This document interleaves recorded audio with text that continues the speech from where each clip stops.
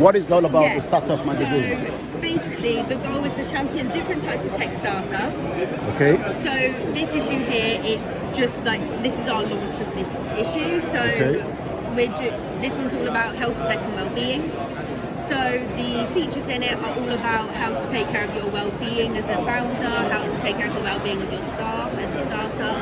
The second half, we are talking about all different kinds of health tech startups, from a woman who's come up with a device on how to track your period as a blind person, all the way to Wow, I never for thought of children. that. Neither did I. So we like to focus on a different range of people. Our next one in January is going to be all about space tech and production.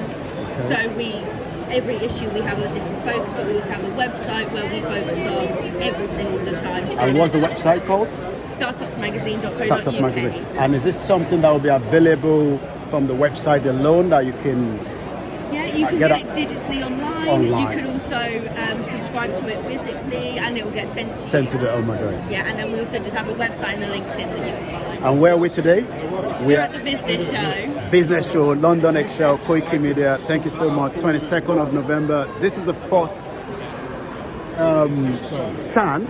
There's still a lot to talk about, and I've been speaking to Anna Wood. Thank you so much, Anna.